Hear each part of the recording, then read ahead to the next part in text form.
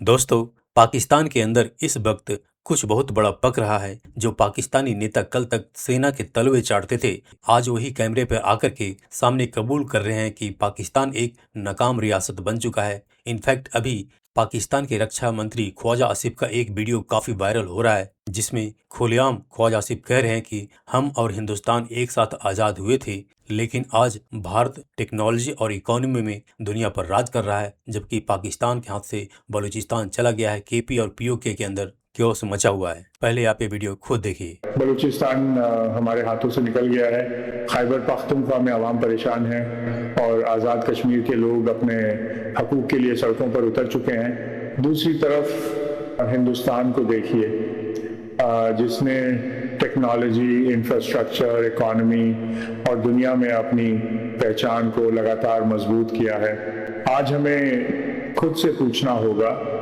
क्या हम सच में एक डेमोक्रेसी हैं? अपनी हुकूमत और अपनी पॉलिसीज से सवाल करें कि आखिर पाकिस्तान को इस मुकाम तक कौन लेकर आया। तो जैसा कि आपने देखा, लेकिन ख्वाजा आसिफ का यह बयान सिर्फ भारत की तारीफ नहीं है, बल्कि इसके पीछे पाकिस्तान के अंदर चल रही सियासत की बहुत बड़ी कहानी है। आइए देखते हैं कि इस समय क्यों Pakistani chief general army Asim Munir के खिलाफ क्यों आवाजें उठनी शुरू हो चुकी है। तो दोस्तों, स्वागत है आप सभी का न्यूज ऑफ इंडिया पर।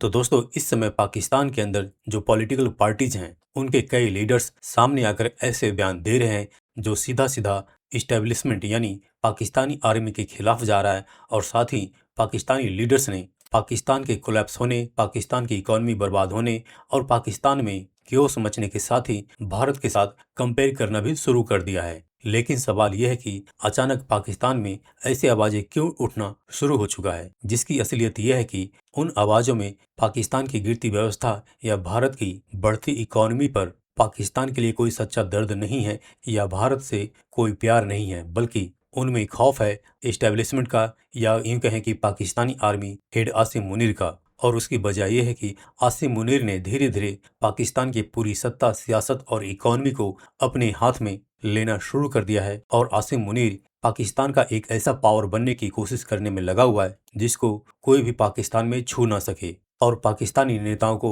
यही डर सता रहा है कि मुनीर देश को पूरी तरह से अपने कब्जे में ले लेगा तो हम पाकिस्तानी नेताओं का क्या होगा। और पाकिस्तानी नेताओं में यह खौफ और भी बढ़ गया। जो अभी एक कॉन्स्टिट्यूशनल अमेंडमेंट किया गया पाकिस्तान के अंदर, जिसके बाद आसिम मुनीर का पावर और भी बढ़ चुका है। लेकिन इसी के साथ आसिम मुनीर के साथ एक चीज और भी हुआ है, और जो दिख भी रहा है कि अमेरिकी राष्ट्रपति डोनाल्ड ट्रंप यानी अमेरिका का हाथ आसिम मुनीर के सिर से हटता हुआ दिख रहा है। या दूसरे शब्दों में कहें कि इंटरनेशनल जियोपॉलिटिक्स के कारण आसिम मुनीर, जो डोनाल्ड ट्रंप का फेवरेट फील्ड मार्शल हुआ करता था, वह शायद अब फेवरेट फील्ड मार्शल नहीं रहा। और बदलते जियोपॉलिटिक्स के कारण शायद आसिम मुनीर की डोनाल्ड ट्रंप के लिए उतना रेलेवेंस भी नहीं रहा। तो एक तरफ जहां पे अमेरिका का हाथ आसिम मुनीर पर होने के कारण पाकिस्तानी पॉलिटिशियन आसिम मुनीर के पीछे पीछे घूम रहे थे, उसका साथ दे रहे थे, अब खुलकर सामने आने लगे हैं। और पूरी तरह न सही, लेकिन धीरे धीरे आसिम मुनीर के खिलाफ पाकिस्तान में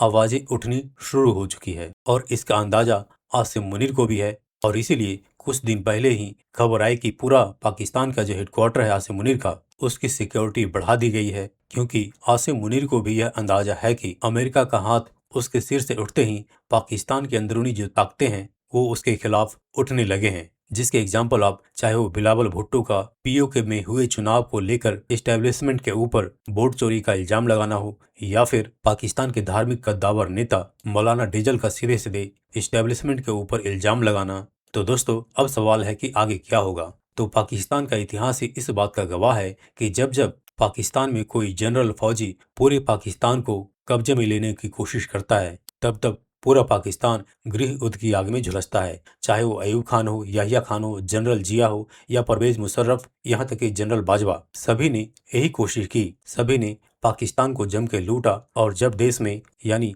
पाकिस्तान में गृह युद्ध की आग में झुलसता है, तो बोरिया बिस्तर समेट कर चुपचाप गल्फ देशों या लंदन या अमेरिका में जाके बस गए। और यही हश्र आसिम मुनीर का भी होने वाला है। तो दोस्तों, इस पर आपकी क्या राय है, आप नीचे कमेंट्स करके जरूर बताएं। इसी के साथ मिलते हैं नेक्स्ट वीडियो में। टिल देन, जय हिंद दोस्तों।